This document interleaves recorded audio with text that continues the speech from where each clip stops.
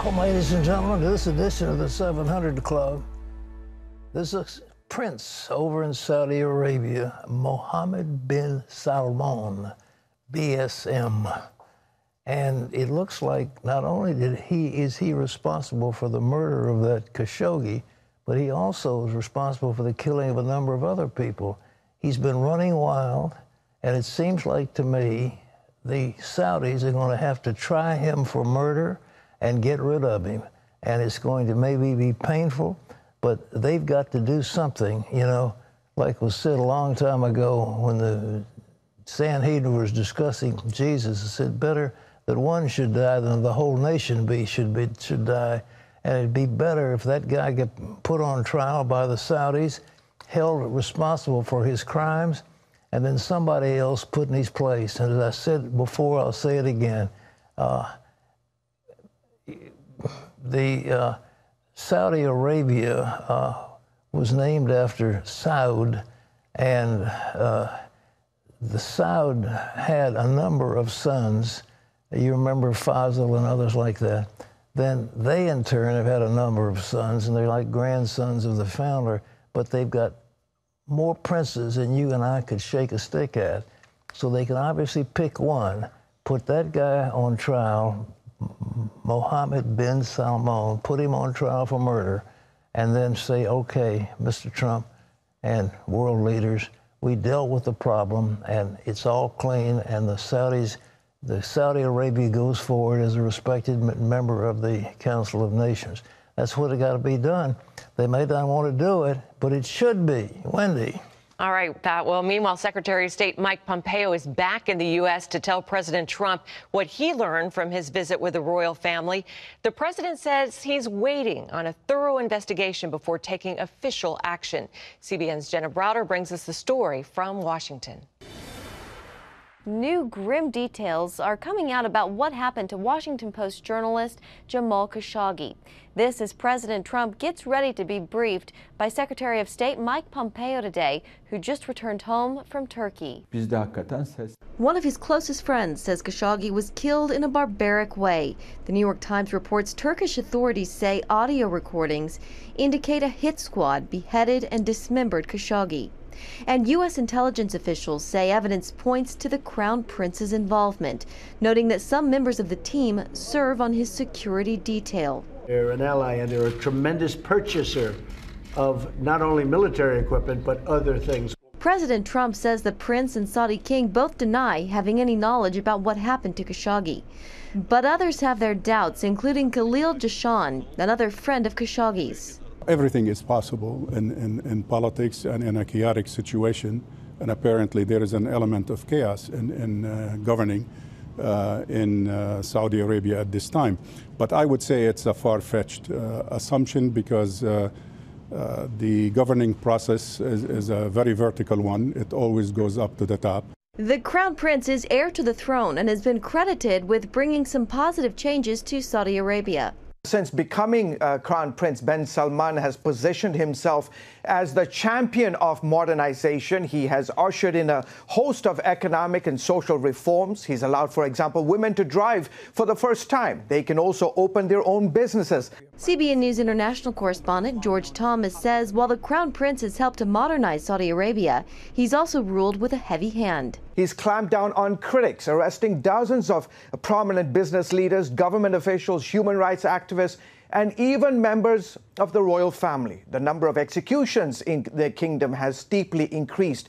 The president insists he's not giving cover to the Saudis and wants to hold off on judgment before the full story is known. I want to find out what happened, where is the fault, and we will probably know that by the end of the week.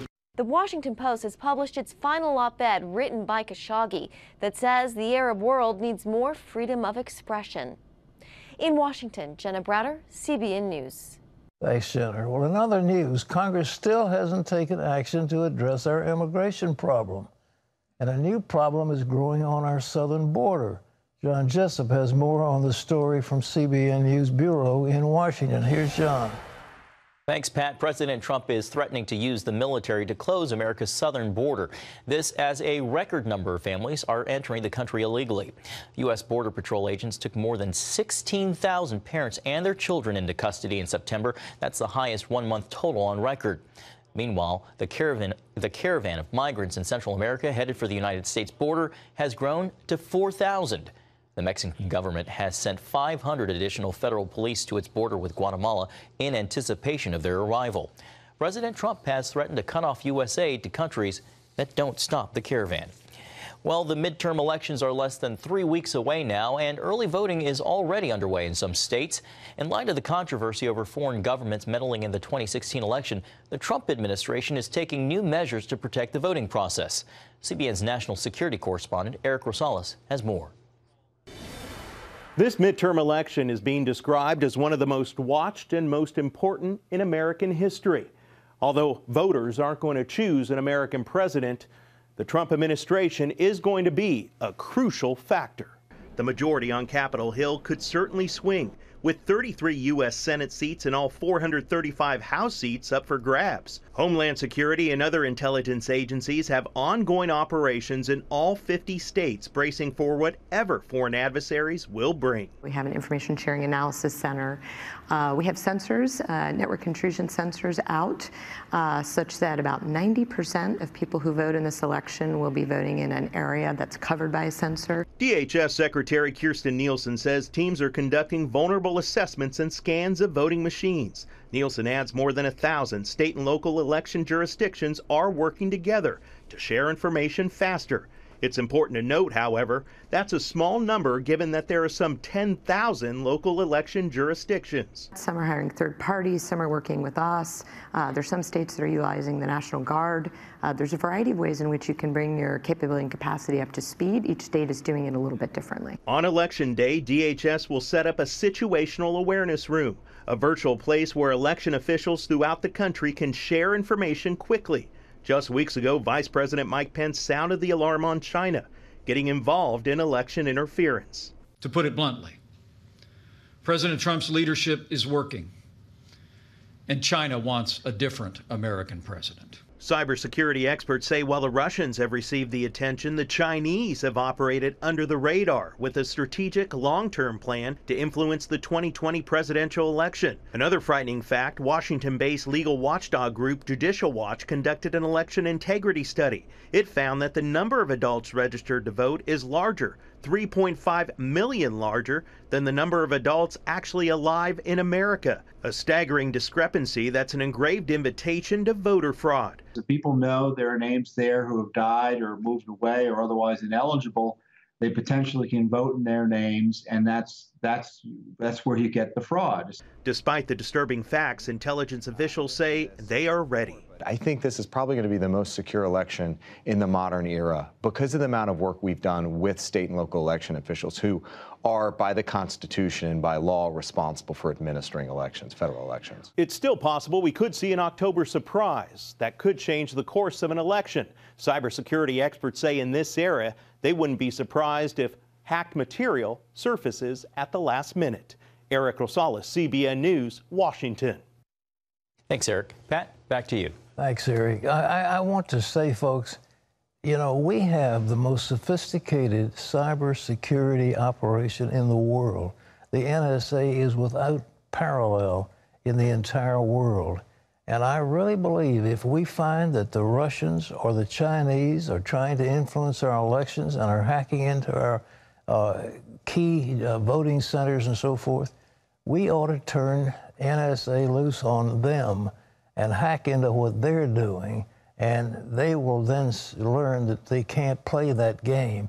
And that's not, you don't go to an open war, everybody's all quiet, it's all done under the radar, but it can be done, and we need to use the weapons we have at our hand. Now, there's something else we want to show you today. When I was a kid growing up, there was something called polio, and it was really a dread thing. One of my friends in high school was a young man who was superbly equipped, you know, physically. He was a very handsome, muscular type. and he got polio, and he just was ruined and ultimately died at a young age. That's terrible. So many were affected with that. You go to a football team, would pick up something, they'd get too tired, and after a game, they wouldn't cool down properly. The next thing you know, they'd get polio. So it's a very serious thing. We've pretty much, Jonas Salk and others, we've pretty much taken care of polio. But now there's something else coming out that looks much like polio, and John's going to tell us about it. That's right, Pat. The Centers for Disease Control and Prevention is warning of a possible outbreak of a new polio-like disease. It's called acute flaccid myelitis, or AFM.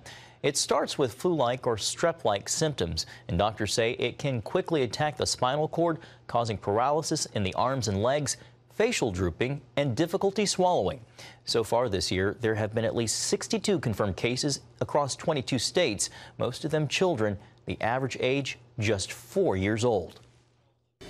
It's different than anything else that I've come across in my career. Despite lots of investigation by CDC and its partners, we don't know where AFM comes from, and we don't know what's causing it. Officials say AFM is rare, affecting only about 1 in a million, but they're still urging parents to look for any sudden weaknesses in their children's arms or legs. Well, New York City recently became the first city in America to let people bypass gender on their birth certificates. Beginning January 1st, those born in the Big Apple will be allowed to label themselves with an X rather than male or female. As Charlene Aaron reports, it's all a part of a nationwide push to blur gender lines, mostly aimed at children. Now comes a shocking trend. Parents raising so-called babies instead of babies. Babies are supposedly genderless kids who are addressed as they or them, rather than he or she, giving them the option to choose their own gender.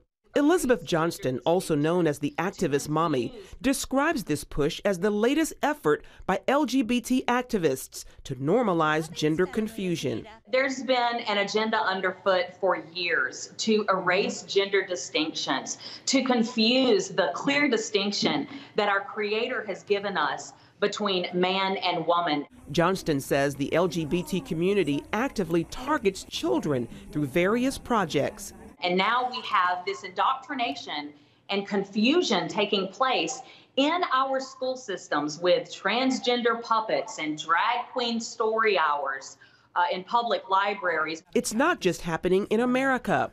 North of the border, a transgender curriculum called SOGI is taught in Canadian schools. It stands for sexual orientation and gender identification. And one group has created a transgender puppet named Julia to teach school-aged children about transgenderism and gender fluidity. Author and speaker Laura Lynn Tyler Thompson is an outspoken critic. They put it in underground without parental knowledge. They say that they consulted parents, but they consulted the LGBTQ community and some selected parents that they knew might be on their side. More than 300 Christian pastors in Canada say no to SOGI. They recently came out against it by signing the West Coast Christian Accord, which in 14 articles provides a biblical statement on the supremacy of Christ, the authority of Scripture, salvation, marriage, sexual orientation, and gender identity. We will not remain silent as children are brainwashed to reject heterosexuality and embrace gender fluidity, homosexuality, bisexuality, and other forms of sexual behaviors. The pastors say SOGI confuses young children by forcing them to choose a gender when they already have one. The pastors are asking the BC Minister of Education to stop use of all SOGI-related resources in schools. Charlene Aaron, CBN News. Thanks, Charlene. Pat, this is shocking. The whole thing is so weird. You know, a few years ago, there was somebody who wanted to get a sex change operation. And this was a man who was in a woman's body or a woman who was in a man's body, and they wanted a sex change operation. Well, I thought if that's what they feel, it's okay. But this has become a movement now to distort little children. A little children is a he or a she. They're not an it. And to take away the sexual identity And what that will do is blur them, and when they become adults, it'll open them up, I guess, to all kinds of lesbian and homosexual experience. I mean, it's amazing that a small group, because at best 1% of the population is lesbian, 2% homosexual. We're talking about a tiny number of people are totally influencing the public school perception of sexual identity, and we're allowing them tremendous power. Why is this? Is that because they're so prominent in Hollywood, so prominent in the entertainment community and so forth? And in education, Pat.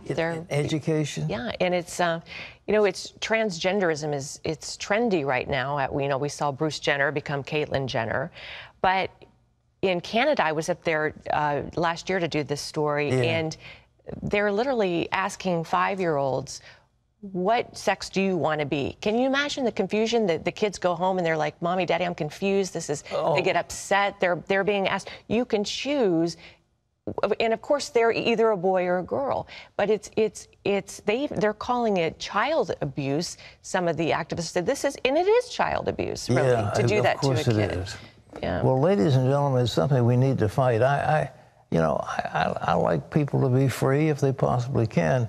But we can't allow a tiny minority, that's what it amounts to, a tiny minority, to totally change the perception that we have about male and female. Because, as I've said many times, you show me a man that gives birth to a baby, and I'll change my opinion. You show me just one of them. Yeah, I don't take a lot of them. Just give me one of them, one man that's had a baby, and then I'll say, okay, I'm wrong. But I haven't seen him yet. Okay, I don't think you're going to. I don't think I will either. Okay, John, what's next? To other news, an eye-opening film about the 2013 murder trial of a Pennsylvania abortion doctor broke into top 10 box office hits on its opening weekend. Gosnell, the trial of America's biggest serial killer, opened in theaters last Friday. It explores the crimes and trial of Philadelphia abortionist Kermit Gosnell. Gosnell was sentenced to life for killing 3 babies born alive in his clinic. The film briefly cracked the top 10, Pat, and that's despite major hurdles getting it made and released. Well, that's a miraculous thing that the abortion industry hasn't tried to shut that movie down. But Gosnell was just horrible. I mean, not bad, absolutely awful. I guess we should see it, but I don't know if I want to. I don't want to see it either. Okay.